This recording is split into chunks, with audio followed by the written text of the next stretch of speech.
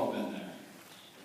See, where lethargy was a noxious gas pouring out of air vents and boredom somehow seemed to take physical form, I could see it creeping in through the walls. I sat there, sinking into my seat as if the center of the universe was located directly below me. I patiently waited for the immense force of this gravity to finish fusing my atoms with the ones in my chair. I became nothing more than an ornament in an audience. It was just one of those days.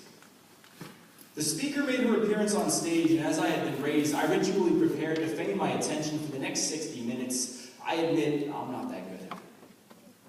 I was unaware, however, that this woman was much more than what she seemed. She was, in fact, a sorceress.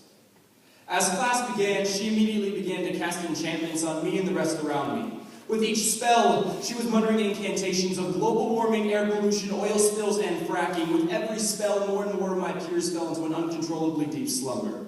I watched as buzzwords had the ability of opening up multiple Facebook tabs across the room. I tried, fighting off her voodoo by creating a mental checklist of cliche spells I assumed she would try using next, but her environmental hex was way too powerful to defend against. It increased first the force of gravity on my eyelids, and then quickly the weight of my entire skull until I had almost completely slipped into unconsciousness. I learned that apathy is one hell of a depressant. Now, I caught myself just from falling and managed to hear a term that I hadn't fit into my cliche list of terms that I expected to hear. Environmental injustice was a word that was foreign to me. It refers to the unequal distribution of environmental hazards, the ways in which poor communities are set aside as sacrifice zones for industrial poisons. I was appalled to learn that the very place where some of us labor to sustain their lives is the very same workplace working to kill them. We pay for light in our world, not taking into account that the dollars we spend are darkening someone else's. There is blood in my checkbook. We live in a society that through ignorance permits those in power to gamble with human lives because they are considered less collateral damage, sacrifice zones, where some lives are deemed less worthy of living. Now, I had been under the impression that treating someone as only a fraction of a human being was something that ended with the 13th Amendment and civil rights decades ago, but apparently I was gravely mistaken. In Harlem, toxic emissions from its industrial facilities have raised local asthma levels to be some of the highest in the nation. In Brownsville, Texas, there is a woman whom in 9 months has created one of the most heartbreaking stories we have ever had the disgrace to co-author. A stillborn is a devastating tragedy. A whole series of children born without brains is a catastrophe. Causing anencephaly is a crime which deserves no amnesty. Her story is not a case study. Yet so many of us sit, so detached from that which does not directly affect us that we find no cause to affect change. Ignoring the change in our wallets when we pay for 25% of the world's energy, yet hold only 5% of its population, there is blood in my back pocket. While a disproportionately large number of lower-income families breathe in the bane of our own negligence, I stand ashamed, not just in myself, but in our whole society and in our indifference as a student population. I heard once that apathy is the glove into which evil slips its hand.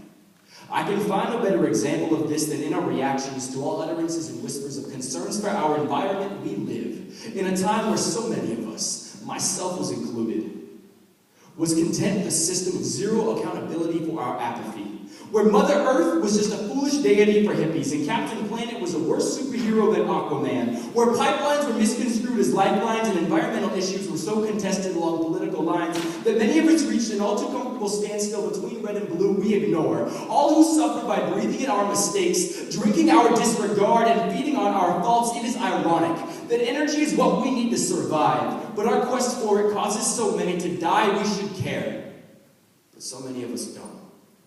In the last 35 days alone, there have been 13 oil spills on 3 continents, 10 of which were in North America, 8 of which were in the United States, ranging from 157 barrels lost by human error to 12,000 barrels leaked in an Exxon pipeline rupture in the last month alone.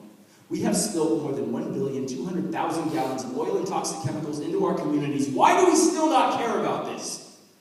I am beginning to heavily question my own complacency. When words all too often put us to sleep, what will it finally take to wake us up? When the poor have little power to speak up for themselves, the burden falls upon us. And yes, I know that this is heavy, but that is because our decisions today hold weight, and those decisions are inhibiting our own greatness. We are indirectly killing others, spreading cancers to the disadvantaged, and I am no longer comfortable with the blood that is leaking out of our bank account. I admit that I don't have the answers.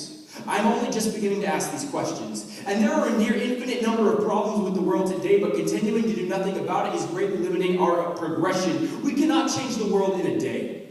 And I am asking no one to run riots or burn down banks, but when our apathy is the soil from which evil grows, we've got some gardening to do. And we can make this world greener. And we can make this place better. We pay in others' blood, but we can't seem to pay attention. John Dos Passos claimed that the cure for apathy is comprehension. We stand on the edge of a movement, so we must stop sinking into our chairs, because the first step for any great movement is simply to get the people to care. Thank you.